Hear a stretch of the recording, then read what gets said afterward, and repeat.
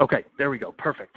That's what I wanted to hear. Okay, sorry about that. I don't know what happened with my headphones, but I think I need to beat someone up. So sorry, I'm going to go backwards a little bit. So I was saying that one of the most important things that I do is carry a book around with me all the time to write down ideas, to keep track of, silly ideas that come to me if I'm in the gym or if I'm having a conversation with a friend or, if I'm cooking dinner or anything else. So, and it doesn't have to be a book. You can use Evernote or, audio messaging or anything like that. But it's always just important to record those ideas, because sometimes the things that come to you at the weirdest time can be the best ideas. I think it's really important to read. So the best entrepreneurs that I know are the ones that are really interested. They're reading TechCrunch, they're reading tech.eu, they're conscious of, different businesses that are starting up. They're reading the comments on Hacker News or Reddit. They're on product hunt on an ongoing basis to, see new businesses that are launching. They're looking at Startup List and Beta List and these other businesses to, find out what's going on in their markets and, get some insight into what people are doing. So I think it's really important to read as much as you can and be as aware as you can about what you're working on.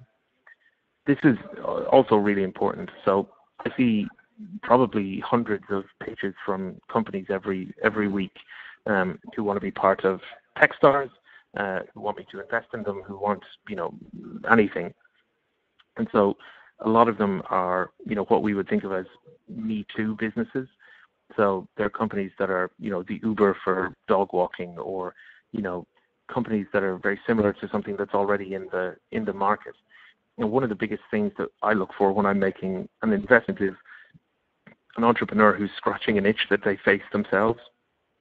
So I look for companies that are solving problems that people face every day. I love working with companies who are, maybe someone who has been in the legal profession for a long time and has identified an issue that they can solve with technology, or someone who can tell a really compelling story about why they created a business to solve a particular problem that they had in their working life or in their personal life. So I think scratching itches is extremely important. And similarly, what's the unfair advantage that you have in your business? What is the X factor that you have? Do you know everyone in a particular industry? Have you spent 10 years researching a particular piece of, machine learning or artificial intelligence that you can now commercialize? What is the extra bit that you can kind of add in to, give your business a better chance of succeeding? Removing friction, again, if you see things in your everyday life, in business or in your personal life, where people are wasting time or spending more time than they need to on products or on issues, is there a way that you can remove some of that friction for them and help, improve their lives or make their lives a little bit easier? This is another important one. I always think that you should be able to explain your business clearly. And so I always wonder, when people pitch me, especially ideas around artificial intelligence or computer vision or medical technology, how do you make that product really simple? Could you explain what you're doing to your grandparents, and would they actually understand it if you said it to them? I think that leads me to my next point, which is it's really important to talk. I think it's very important to, solicit feedback on your product from customers, from, friends, from peers, from others.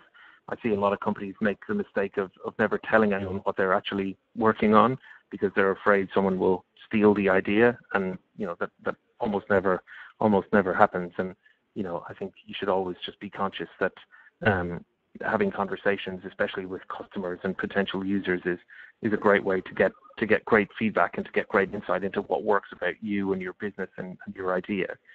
And I think this is also important. If you go out and you start talking to people about your business, it's very important to listen to what they say.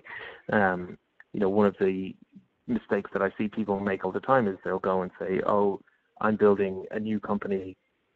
It's an artificial intelligence engine that will do, medical imaging. Do you think that's a good idea?" And of course, people will always want to be nice and say yes. So you've got to ask people open questions. You've got to, listen to what people are saying. Don't just talk over them. Don't just automatically pitch them all the time. If you're taking time to have a conversation with someone about your business, you should naturally be listening to what they have to say in return, because I think that's hugely important. And it's hugely important to ask questions, right? Don't just pitch when you're out meeting people at a networking event, or if you're at a demo day or a startup weekend, or any of these types of events.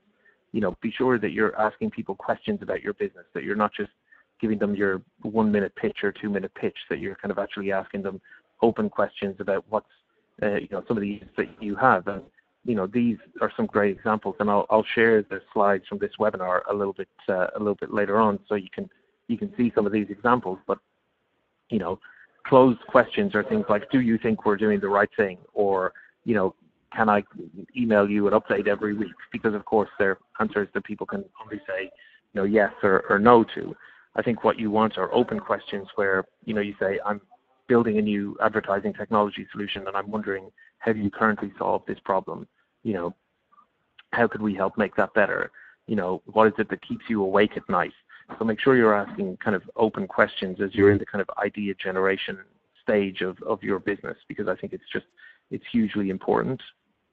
So let's move on to prototyping. And again, if anyone has any questions, please feel free to type them into the chat box, and I'll do my best to answer them as I'm talking, or we'll have some time, I think, at the end as well to answer some questions. So this is the next stage. So you've had your idea, you've talked to a couple of people, you've got some feedback.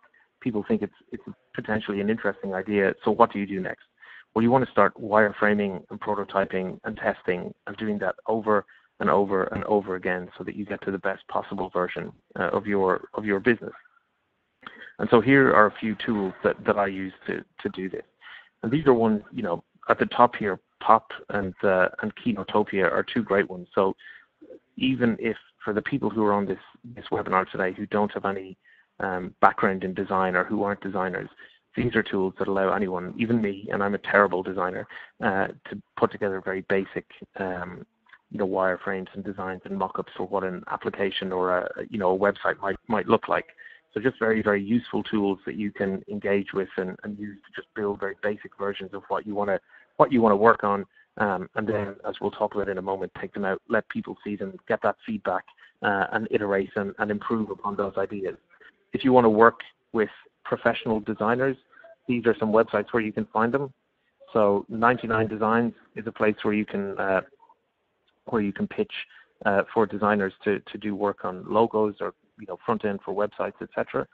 Dribble and Behance are social networks for designers, where you will see some great work from people. You can contact them and you can ask them to potentially help with your business. I mean, in these three cases, you'll have to obviously pay. These Kenotopia and Pop, you can obviously work on yourself, but just some ones to be aware of. If you've got some design assets already, these are tools that will allow you to make almost a clickable prototype of your product.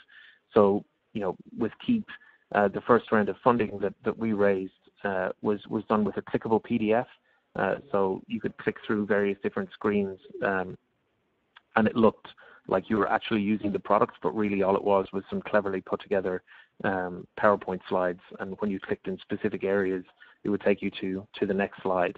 These allow you to make a much better version of that. So Marvel, Fluid UI, and Proto.io are all excellent prototyping tools that you can use to make mock-ups and prototypes of mobile applications or desktop applications. So again, just a great way for you to kind of use, put some design elements in, see what it would actually look like.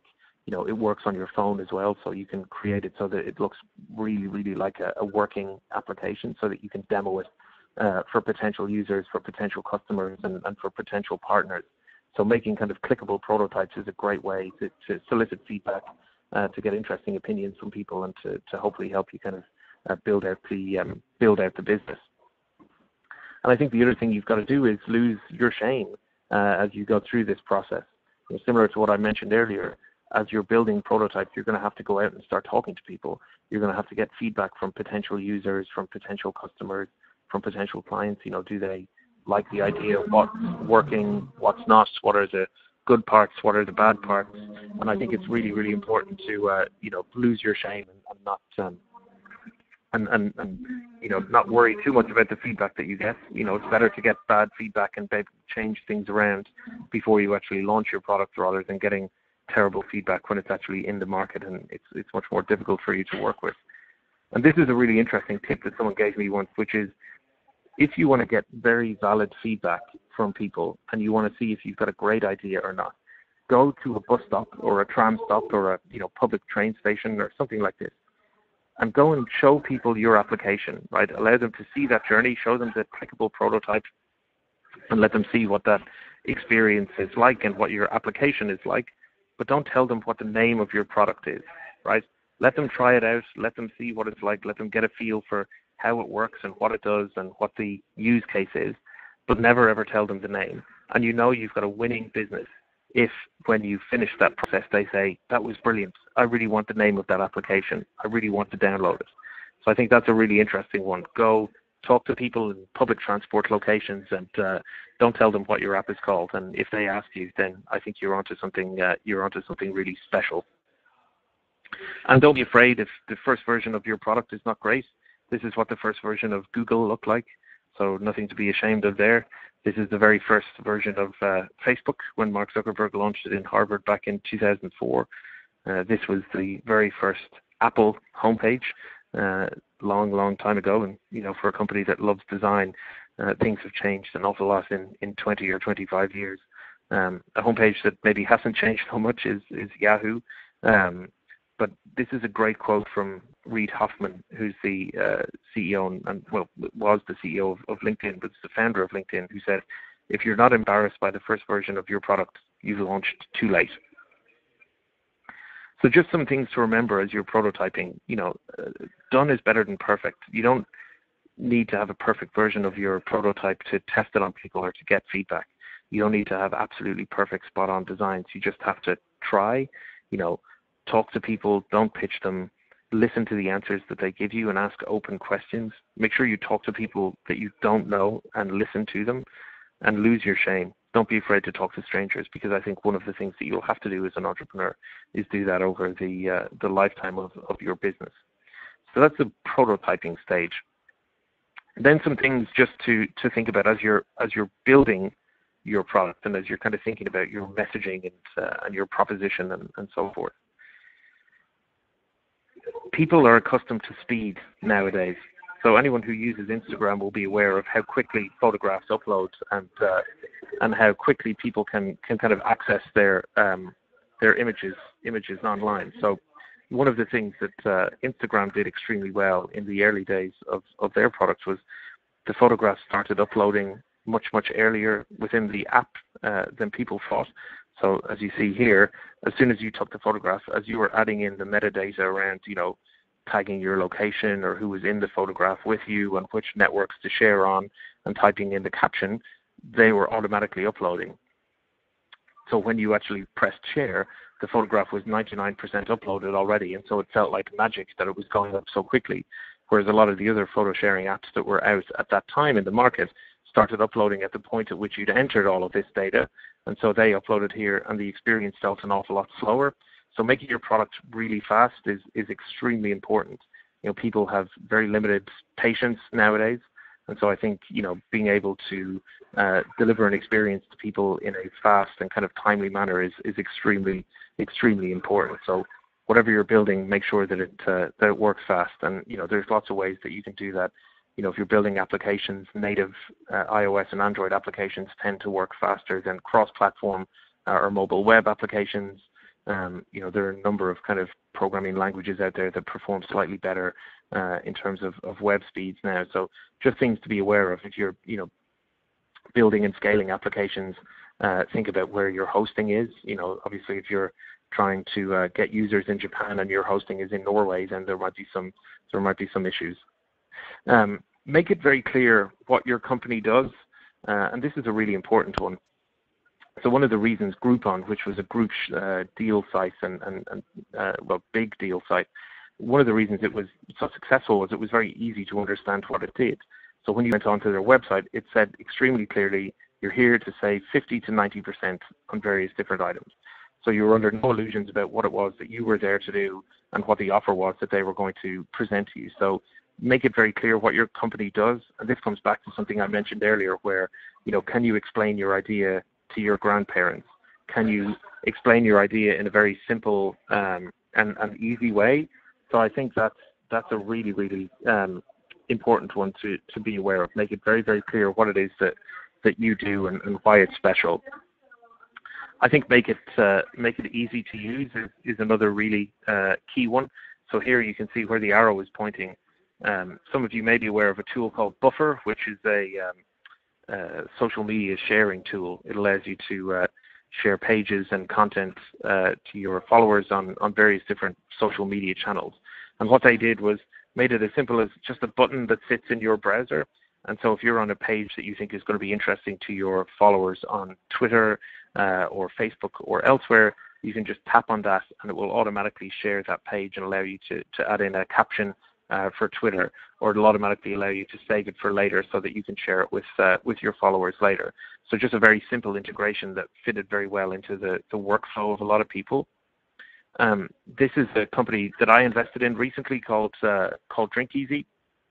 DrinkEasy is a pocket sommelier. So if you want nice wine, craft beer, spirits, anything like that, they will recommend. They'll learn your taste over time. They'll send you some recommendations via text message or via Facebook Messenger. If you see something that you like, you just reply saying "hell yes," and it will send you out a bottle of what you want. So again, just a very, very simple user experience, very, very obvious way to engage with users, and a very simple product that fits into people's use cases. When you're building, think about what it is, what's the action that you want people to take. So I'm sure some of the people on the webinar today are Snapchat users. So Snapchat is a great example of driving a specific action within a product. So any of you who are Snapchat users know that the first thing that you see when you open the app is the camera screen. So you're automatically shown exactly what it is that you're supposed to do, right? The default action within Snapchat is taking a photograph and sharing it with your friends, or taking a photograph and sharing it with your, or sharing it in your story. They're not, there's no feeds, there's no anything else. You've got to scroll to the right of the screen to see the feed. So think about what it is that you want users to do as soon as they come in. So on Instagram, they know lots of people will browse through the photographs, and the feed is the most important thing. And then subsequently, you can go and take a photograph and share a photograph. On Twitter or on Facebook, they go straight in and show you your news feed, because they know the bulk of users will browse through those. And for Facebook and Twitter in particular, they obviously need people to experience that news feed in order to serve them advertisements and generate revenue. So, as you build your app, what is it that you want users to do, and how do you get them into that action straight away? So if you want people to be using the camera, you need to open on the camera screen. If you want people to use your product to find their way around, maybe you need to open on the map screen. If you want people to share information, you may need to open on a slightly simpler screen where they can, type in information or tag where they are, etc. So I think just thinking about what you want users to do and making it, I think Mustafa has said it perfectly here, right? It should be lean. It should be really, really simple. It should be really clear to understand what it is, what's the action that you want people to take, and allow them to take it in, and again, this comes back to the speed that I mentioned earlier, where I think it's really important that people can get into your application and start taking actions extremely quickly. And here's the reason why, right? Most people and most users don't understand what they're supposed to do when they get into most applications, unfortunately. What you will find, and we see it all the time, especially with applications where you have a lot of people doing very different design features into a product, or into a site or an application, is where there is confusion, people will just drop off or drop away or stop using the product. So the clearer that you make it, the simpler that you make it, the easier that you make it for them to engage with what you want, the better the response that you will see. And I think that's just really, really important to think about. Always assume that people will be confused by your application, and keep striving for that real simplicity of user experience. I think that's crucial. And I think Mohammed, you said it there, easy to understand and allow for a quick response. I think that's absolutely spot on. I think the other thing is, thinking about how you can make your product social. So, can you connect to Facebook, Twitter, Messenger, your phone book, anything that allows people to share your product or the content that they generate within your product is important. I think don't be spammy. There have been a lot of products in the past, both recent and far past, which have spammed people. So they've sent a message out. LinkedIn famously used to do it, where they would send a message to everyone in your address book. There are lots of others that did it via SMS. So I think these are very powerful tools. Be careful not to annoy people.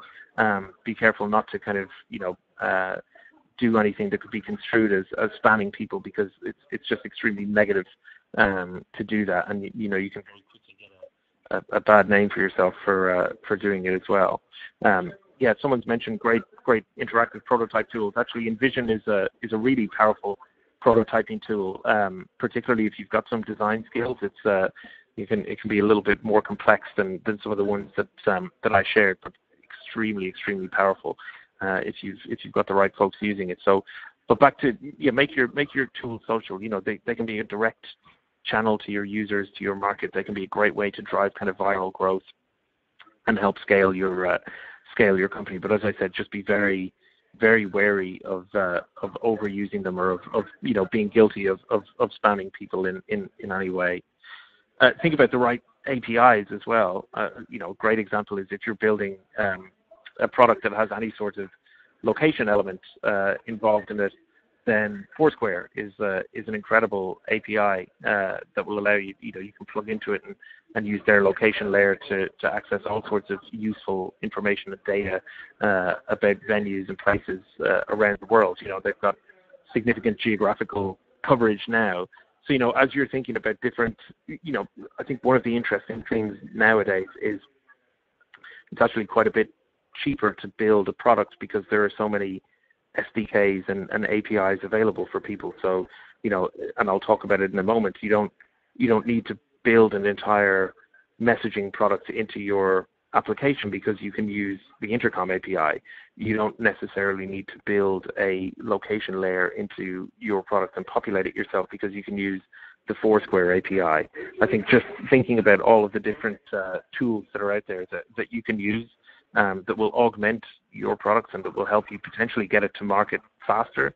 I think there are tons and tons of APIs out there. And again, having a look on Product Hunt and other sites like that, I think is a great way to discover these, and a great way to kind of understand how to best integrate them to get the best results for you and for your business. I think another really important thing to build into your product is some sort of feedback loop, so that you can kind of have an ongoing conversation with your users. And so I mentioned it a moment ago, Intercom is a great tool that allows you to connect with people via, everything from push notifications and email through to kind of user surveys and live chats and so forth. Zendesk is another one that we use at a lot of companies that I've invested in to do customer support. And I think great companies are ones that have ongoing conversations with their users. So I think it's just really important to integrate those tools and to have that conversation. And likewise, in the early stages when you're building, using tools like TestFlight to allow you to do some beta testing with closed user groups and get real valid feedback on what you're building is hugely powerful. I think also kind of doing research on your users and on your potential market. Taking a look at forums and blogs and platforms like Reddit or Quora. How do you find out, where these people are? What are they talking about? What are they engaging with? Quora is a great place to look for questions about businesses that are similar to yours that have started and succeeded or failed in the past. So I think it's a great place to get some real good intel. And likewise, Reddit, Hacker News, and some of the news sites are great places to find an audience, to engage with them, to get some feedback. Because again, similar to what I mentioned earlier, having an ongoing conversation with your users and your user base, from the earliest to the latest stages of your business is just so incredibly important. I think another interesting thing to consider, and I'll talk a little bit more about this later as well, is as you're building, is there a partner that you can work with, that can potentially help you launch in your chosen markets or to your chosen audience. So this is a graphic of a company called Lawson's in Japan. So when Keep launched in Japan, we did a partnership with Lawson's, who are a very large retail outlet in Japan, who have hundreds, probably thousands, in fact, of retail stores and convenience stores around the country. We partnered with them, and this poster that you can see on the screen here appeared in every Lawson's around Japan for 2 weeks around our launch. So it gave us a huge boost in terms of awareness, visibility, user numbers, and so forth when we were going into that market. So it was just incredibly beneficial for us. And I'll talk about a couple of partnerships that some of my other companies have worked on recently that have again allowed them to get in front of a big audience. But having these conversations as you're building is hugely valuable. And again, I think you can do some great research into the types of companies that you could and should partner with as part of your build process. And there's a whole bunch of things that you can benefit from if you get the right partners on board. Speaking of onboard, user onboarding is hugely important as well. So how you allow the users to take their first few steps in your product is hugely important. You obviously don't want it to be too confusing or difficult for them to engage with. You don't want it to be confusing in any way.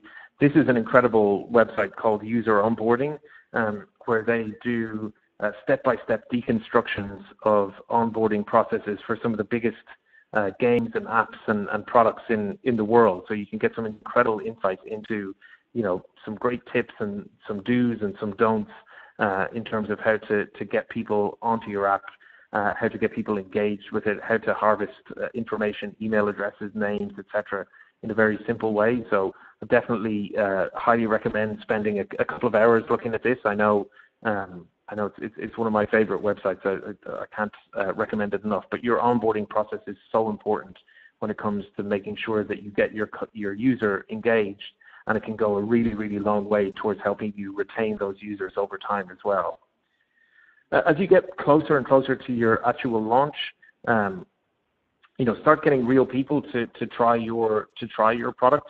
So this is a site called User Testing, which is, as the name suggests, a product that allows you to go and get real people to test your product.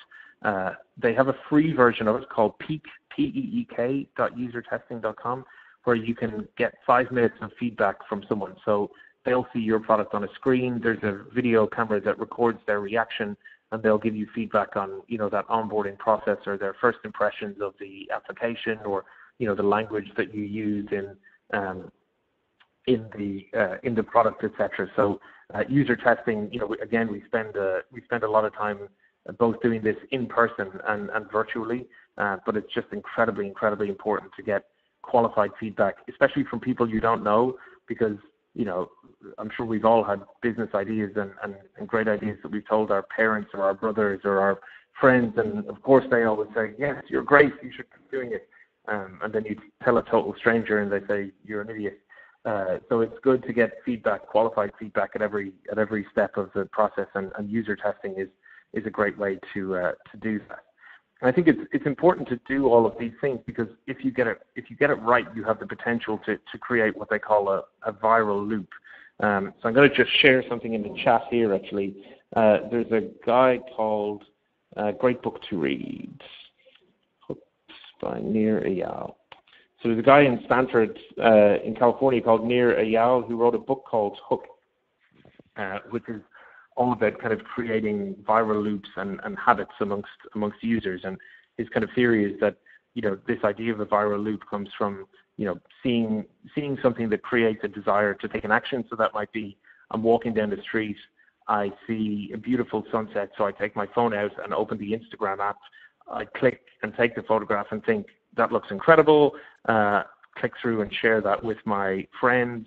And then the next step is, obviously I get likes or comments on that post, and I think, oh, everyone thinks my photography is brilliant, so I'm going to, next time I see a beautiful sunset or a flower, I'll remember to use Instagram. So there's kind of positive reinforcement built in there.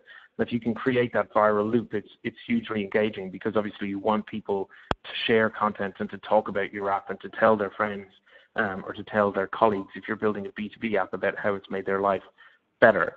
Because if you can do that, you obviously want this, right? So this is this concept of a viral coefficient. The idea being that obviously you want, for every one person that you tell about your product, you want them to tell 2 or 3 of their friends. So if I tell one person and they just keep telling one person over and over again, you'll get this kind of linear progression here, right? So, sorry, I'm drawing this very badly because I'm doing it on a mouse pad, but you get a linear progression, whereas obviously what you want is if I tell someone about my product and they tell 2 of their friends and each of those 2 friends tells 2 of their friends, then you're getting much closer to that hockey stick that we had a little bit earlier. So I think, if you get these onboarding tips right, and I'll talk about a few other tricks that you can use in a couple of minutes, that can really help with this viral coefficient. And I think, again, Mustafa has made a good point. Creating that viral loop is difficult, and there are a lot of applications out there, competing for people's attention. But hopefully, some of the tips today will help you stand out a little bit from the crowd and give you a little bit of an edge.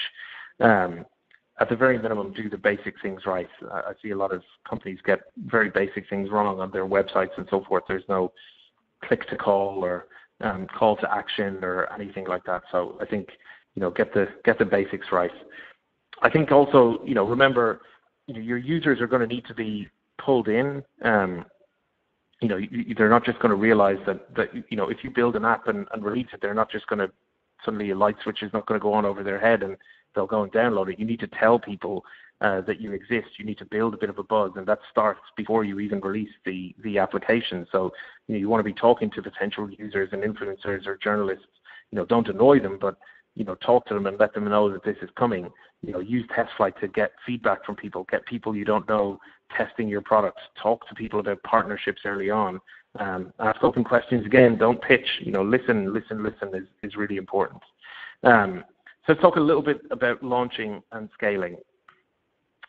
So how to launch? Well, the first thing you should do is develop a strategy around marketing and launch, and spend some time doing this. Again, a lot of companies, I can't tell you how many companies I've worked with through Techstars or in other accelerators, or companies that I've met over the years who've just assumed that, as soon as they release their product, the world will somehow hear about it and they'll all become billionaires. And the reality is you need to work really hard for the world to find out about your product. I think we talked about it a moment ago. There's a lot of stuff out there. There are a lot of great ideas and great businesses out there. So there's a lot of competition in the market, and standing out and doing a strong launch is key. So think about, are you having an event? Is it going to be a virtual launch? Are you going to invite people? Are you going to have a media partnership or an exclusive with a publication like TechCrunch or Mashable? And a lot of tech publications will look for exclusives. If you send the same press release to The Next Web, TechCrunch, Tech.eu, and others, a lot of them just won't cover you. So try and build a little bit of a personal relationship, and I'll talk about that in the PR context in a minute. Is there a news story that you can create or jump into to add a little bit of value? Do you have a special offer for your first few users? So, Drink Easy, the application that I talked about earlier, the Pocket Sommelier, the first couple of users there got discounts and discount codes that they could share with their friends, and so there was a level of exclusivity that was great. Can you work with influencers? Can you work with partners? And this is an important one. How I would really strongly encourage people to think about, how do I get to 1,000 people? How do I get into 1,000 people's hands if I'm launching a consumer product? And actually, that should be easier than you think, because most people know a lot of people who know a lot of people. And once you get 2 or 3 layers down in friends and family, you should be able to reach lots of people quickly, or at least find connections into the media that can help with that. But then also think, well, what would it take for you to get to 5,000? Would I have to stand outside a train station wearing a T-shirt with a megaphone, or would I have to buy Facebook ads, or any of these things? So just be thinking about these questions as you go along. The right partners can be really key. So this is a company called Party with a Local that I invested in, which again allows people to find people in cities that they're traveling to around the world to go out and hang out with. They did a partnership with Bud Light, and Bud Light, as they launched a new events feature, tweeted them out to hundreds of thousands of followers on Twitter. So again, great kind of synergy between those two audiences, between those two user bases. between the different types of consumers on there. So, just finding the right partner can be hugely beneficial. And again, this is a company called Paranoid Fan, which is a company that kind of does live event mapping, so allowing you to find the shortest queue for the restroom at a football game, or find the quickest queue to get food at a concert and so forth. They did a partnership with the Jacksonville Jaguars NFL team, and this was on the giant jumbotron scoreboard before the game a couple of weeks ago, where they were playing the Oakland Raiders. And you can see here, this is the Paranoid Fan app and branding and download links and URLs and everything else. And again, through this partnership, they got in front of tens of thousands of people at the stadium. They were sent out in email blasts. They were sent out in push notifications, and again, just generated huge amounts of kind of engagement and interest and downloads for them. So partnerships can be really key. Media is really important. I mean, again, this comes back to the list of reading pages I talked about earlier, where think about these types of sites. These are places that you probably want to start showing up. Beta lists and startup lists are two great ones when you're very early stage to just get feedback from people. The Next Web, TechCrunch, Product Hunt, those are places that you should definitely be going when you're launching your product. To engage with the media, there's two links here. One is from Mike Butcher, the editor at large at TechCrunch, just talking about how the press release is dead and how to pitch him and how to get his attention. And just below us, Blonde 2.0 are a PR agency. They have a great series called How to Pitch Me, where they interview leading tech journalists from around the world and get information on how they like to be pitched. Do they prefer a DM on Twitter, or do they like a press release, or do they like videos, or so pitching to journalists is tricky, right? They're busy people, but I think there's some good tips in there that will help you along with that. I think other hygiene factors to be aware of, when you're launching a new business, technology businesses in particular, you're at least going to want to be visible on most of these sites. So most investors will use AngelList, they'll use Crunchbase as they're doing due diligence and looking into your business. They'll look at LinkedIn and stalk you on there. F6S is the site that we use for all of our Techstars applications, and that's used by a lot of other accelerator programs and incubator programs. So get your profile, get your information, think about it on there, and make sure that it's consistent across all of them. I think these are just some kind of a few final tips, and then we'll have time for some questions, I think, at the end. So when you engage with people, whether it's journalists or your users or influencers or potential partners, be personal. This is really, really important. I get mail merge emails all the time from people. People pitch me things that I'm never going to invest in, and it's pretty easy, right? If you look up my profile on AngelList or anything that I've talked about at conferences or events before, or anything I've blogged about in the past, you should pretty quickly be able to pick up what it is that I'm interested in, the areas that I invest in, and get a good picture for what I'm not interested in. And so when someone pitches me and says they're raising $10 million for a crowdfunding platform for real estate, right, in New Zealand, that's probably wasting their time and mine, because I don't invest in real estate. I don't really invest in crowdfunding, and even though my wife is from New Zealand, I don't invest in New Zealand because it takes me a long time to get there. So I think be personal. If you're pitching me something, find something that I've written recently, or find an investment that I've already made and say, oh, we know you invested in Party with a Local, so we'd love to tell you a little bit more about our products. We think it's in a similar area. And it's really easy to do this, but most companies don't. And the same is true of, if you're pitching to partners, make sure you find the right person to talk to within a, partner or client organization. Make sure you figure out the right thing to say to them. Make sure you make it, personal and engaging, because, you're talking to a human being, and it's important to treat them as such. Don't be annoying. So this is two examples of mail merge messages that I got recently. So one is absolutely appalling. So first of all, they said, hello, merge contacts _ first name, which hopefully you've realized by now that's not actually my first name. And then they said, I'm really keen to discuss how we can support your agency's future growth. Now, I don't run an agency, so I'm not sure why they sent that to me. But it was just an annoying one, and very presumptuous tone as well. And this was another one. Hello, Eamonn. I saw an article today confirming native advertising in the UK. 13% of your budget will be dedicated to native advertising next year. Again, first of all, I'm interested in the advertising industry, and I know that is not true. And second of all, I don't have a native advertising budget. So again, they're just blasting emails out to an email list that they clearly bought, and it's wasting my time, it's wasting their time, and it's just super, super annoying. And I remember things like that, and I know a lot of other investors do as well. This is another one that's interesting, and it's tricky because spelling across multiple different languages is difficult at the best of times. But spell check is really important because one of the things, I mean, if you think about it from an investor perspective, they're always looking for reasons to say no. And so what you've got to do is figure out as many reasons for them to say yes as is humanly possible.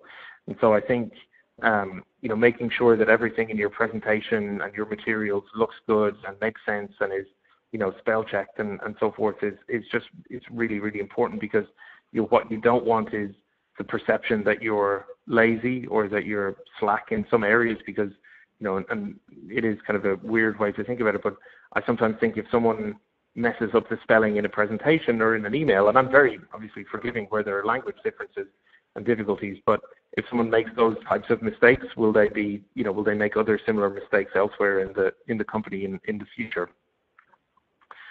Make your emails short. So again, we get a couple of hundred emails every day, and I do try and reply to as many of them as I can. The better it is usually. I think it's usually unbelievably important to get to the point quickly. And again, I'll share this presentation so you can all have time to take a look at it. But short, personal, and to the point is much more likely to get a good response from me and from lots of other people. So I think just be conscious of that. Flattering people works. This is an email that the CEO of Keep sent to the CEO of American Express. So he wrote that he was recently in the one of the youngest people to ever raise venture funding, and then said to the CEO, "You're inspiring, leading the charge of building the world's freshest financial everything company. It's awesome and daunting at the same time. You've brought a lure to points that people fight tooth and nail for. It's mind-blowing." Said lots and lots of other things. This email got Brian a meeting with the CEO of American Express within a week, and American Express ended up investing in our next round of funding off the back of that. So again, just being personal, being nice, being pleasant and flattering the ego was hugely, hugely powerful. Simple tips for people, right? I mean, use Product Hunt and Twitter search, and there's lots of other tools out there to find people who are talking about your sector or your competitors or your area of interest, and talk to people who are doing that. Favorite their tweets, follow them, engage with them, reply to their comments on Product Hunt, or find them on Product Hunt and follow them on Twitter and say, "Oh, I loved what you said about this product."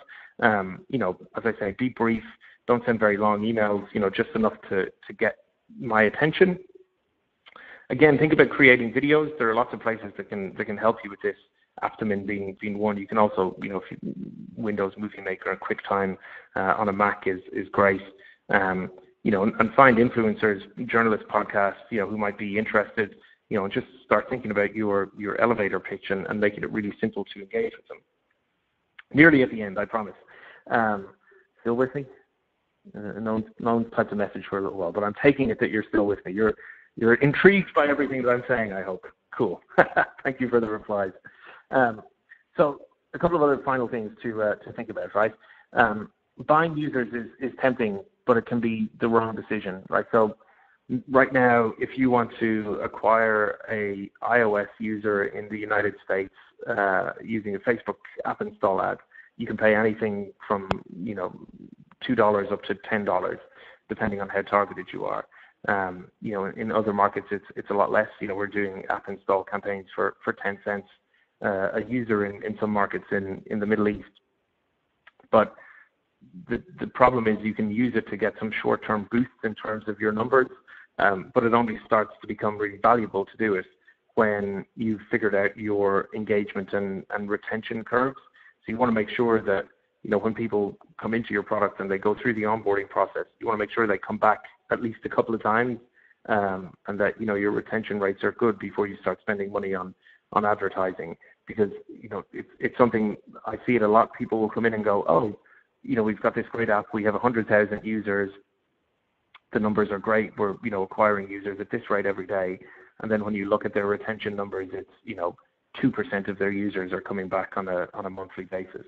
So you've got to get, the fundamentals right before you start spending. And, again, lots of companies have wasted a lot of their investors' money and their own money and their incubator and accelerators' money buying users to no avail. So I would just caution, always be wary of going down that path, because, most investors can see through it if you're acquiring users, but your, lifetime value and your retention rates are not good enough. And this is important.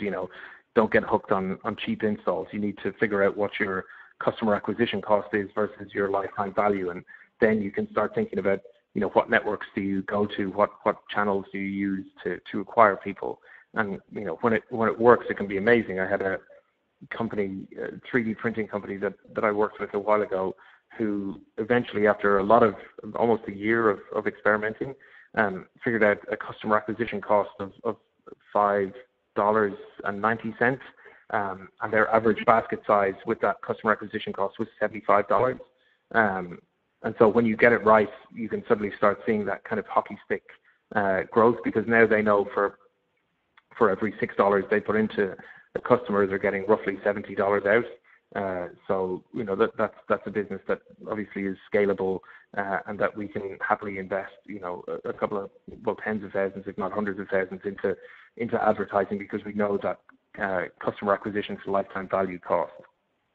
A couple of other things, I talked about it a little bit earlier. Can you make something a little bit more difficult to guess? This is an application called Mailbox that came out a couple of years ago, where you had to join a queue. As you can see here, I was number 424,000, or 424,000th place, waiting to get access to the application. And for every one of my friends I invited, I got a little bit closer and closer and closer to the front. It was just a great way to kind of get people talking about the products before it launched to the public. Think about ways to turn your users into marketers. This was, the thing that really turned Hotmail, if people remember us, Microsoft's kind of first version of web-based email, a company they acquired and kind of repurposed. So this was one of the first companies to do this. So now when you use Gmail or any email provider, they'll always have this at the bottom: get your free email at Gmail, or get a gigabyte of free storage at Gmail. Well, Hotmail were the first ones to do it. So get your free email at Hotmail drove hundreds and hundreds and hundreds of thousands of new users for that product. Are there interesting ways for you to kind of lock your users in as you go down that path? This is what Dropbox do. So they figured out that it costs between $233 and $388 in ad spend for each paying subscriber that they had. So they created this referral scheme where you could get direct invites, or you could get more space by inviting your friends. In the first 2 months that they did it, they generated 3 million referrals, and again understood that they could convert a single-digit percentage of those and generate significant revenue without that huge outlay of $300 per paying user. So is there a way you can lock people in, generate value from them as you onboard them? For people who are doing, and I realize I've talked a lot about consumer products here, but if you're doing a more B2B focused tool, do think about how you can prove that it works and prove that people like it. So HubSpot, BrandWatch, lots of companies do a great job of this, of having social proof where you can see, SEO Moz is a search engine optimization company, and so you can see here they've got 101,000 subscribers to their RSS feed, 126,000 followers on Twitter, etc. So you look at that and think, wow, they must be credible, or they have user testimonials here talking about how incredible they are. So it's little things like this that are super useful. Be nice to people. So I would say 50% of my wardrobe is T-shirts from startups. I'm like a walking billboard for companies that I've invested in, or companies that I've met or worked with or enjoyed coffee with over the years. And this is really powerful. You know, if you go to South by Southwest or Startup Istanbul or any conference, you'll see people walking around in SendGrid T-shirts, or, you know, hoodies from, you know, MailChimp, or any of these types of people. So if you can kind of give your users a free gift that also advertises you, and you know, Mixpanel do a great job of this. They send out free T-shirts to new users and to users who've been with them for a couple of months or years. It's a great way of, users think they're getting something special, but secretly what they're getting is a giant billboard for that brand to wear on their body. Again, and I can't say this enough times, talk to your customers. You know, automated email can create a little bit of a feedback loop and make people valued. And it's a great way to get that feedback. So again, with Keep and with Linguist and a couple of other companies that I work with, when you submit a support email or when you reply to some of the messaging that we send out, you get automated emails back from the CEO. They're not necessarily always from the CEO, although sometimes they are. But again, it just helps make people feel special. And I think outside of just your users, you know, continue on an ongoing basis to engage with press and bloggers and influencers and other folks. But talking to your customers is hugely valuable. You know, this is powerful, but don't use it all the time. Tell your users that you miss them. So if you're tracking your user engagement or individual user sessions, and you find that someone uses your product consistently for the first month, and then in the second month they start dropping off, you know, using tools like Intercom and others, you can figure out automated messaging that says, "Oh, we miss you. You know, we really want you to come back and kind of re-engage with the product again." And again, that can kind of help an awful lot with your retention rates. You know, these things genuinely matter. You know, Jawbone sends out notes with a lot of their products. I again, you know, see people walking around every city I've ever been in T-shirts from companies that I knew when they were, you know, 5 or 6 people. So, you know, this stuff really matters to your users and to the general public. When you make mistakes, don't be afraid to say sorry. You know, don't do what United Airlines did last week and, you know, blame the passenger or blame your users. When you screw up, do say sorry. This is a company whose board I'm on called Sorry with a Service, and they apologize on behalf of companies.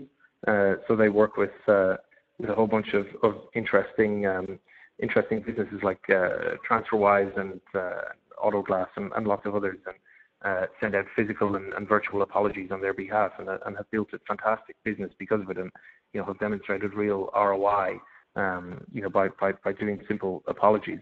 And this matters, right? Because, you know, a 5% increase in customer retention can mean a 30% increase in profitability, right? Because your probability of selling something to an existing customer is 60 or 70%, whereas if you have new users coming in, you know, it's somewhere between 5 and 20%. And this here is an example of that. So amongst the many problems that it currently has, you know, one of the bigger issues Twitter had in the early days was its retention numbers were extremely low. So what would happen was people would sign up for Twitter, they would go in, they would post a tweet, and then they would come back 2 or 3 days later, and it would just be their tweet still sitting there.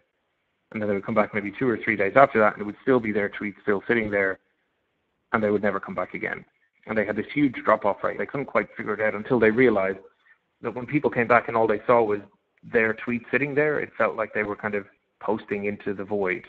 And so now when you sign up for Twitter, they force you to follow people, and they deliberately force you to follow noisy people. So you have to follow maybe, you know, the BBC, or you've got to follow Justin Bieber, or you've got to follow someone who's, you know, posting regularly on there, so that when you go back, it feels like the experience is a lot more dynamic as a result, nearly at the end.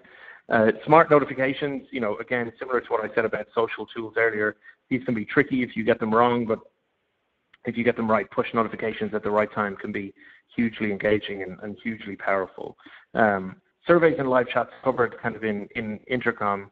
This is an interesting one. So, you know, Kissmetrics do a great job of it. HubSpot do an incredible job of it. You know, if you can be more than just a company, you know, HubSpot are great content marketers. Brandwatch, a company that I do some work with, are great content marketers.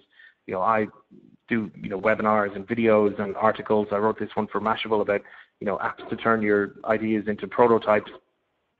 Build. If you can build a little bit on top of your business by adding content or adding expertise or something, that can be hugely beneficial and can allow you to do these kind of interesting drip email campaigns to your users who will sign up to receive more information as a result of the content that you share. So it can be a really interesting way of just engaging with people. And as you build and as you go, look for the aha moment, right? Look for what is it that kind of tips people from being interested users of your product into incredibly engaged users. So in 2011, Twitter figured out that once a person follows 30 people or more on the service, they're more or less active users forever. If they couldn't get you to follow 30 people, then it was unlikely you'd ever come back. With Facebook, they knew that once you get to 7 friends within 10 days, you were going to be a pretty well hooked user. With Dropbox, they know that once you put a file in a Dropbox folder, they're going to get you to come back, and they have a much higher chance of converting you to a paying user. So don't be afraid to look for that aha moment where you realize this is when we really start to engage and retain users. And don't be afraid to change if you find it. So Instagram originally launched as a location sharing app called Bourbon, and what they found was they were, people were checking in, but Foursquare and Gowalla and others were bigger at the time. But one little feature that they had in the product was the ability to add a filter to some of the photographs. And what they found were people were adding the filter to a photograph, saving the photograph, and then sharing it on Facebook or Twitter. And so they thought, well, hang on, if this is the kind of thing that people really love about our product, then maybe that's the thing we should build our product around. And so they pivoted the business into Instagram, created all of these filters, and 13 months later we're a $1 billion company in what was, I think, arguably one of the greatest ever acquisitions in startup and technology history. And all of these things, just to wrap it all up, are important because ultimately, there are probably tens of thousands of companies started all around the world every day. There are tons and tons of people, with ideas, sketching them out right now, talking to people like me. We're going through interview processes for Techstars right now, getting into accelerators, talking to investors, etc. And it's really, really important for you to stand out, really, really important to you to be different, to just, be a little bit more than the 10,000 other apps that are released on the App Store that day. And so hopefully some of the tips that are in here will be useful as you build and scale your products. Some of the tips in here will help you kind of stand out, will get that press attention or those partnerships, etc., that hopefully will be kind of crucial in you scaling your business. But that's it from me. I know we've gone a little bit over time, but apologies for the poor audio quality at the start. This is my email address and Twitter handle. If you have any questions or anything else, please don't hesitate to get in touch by email or Twitter. I've got another kind of.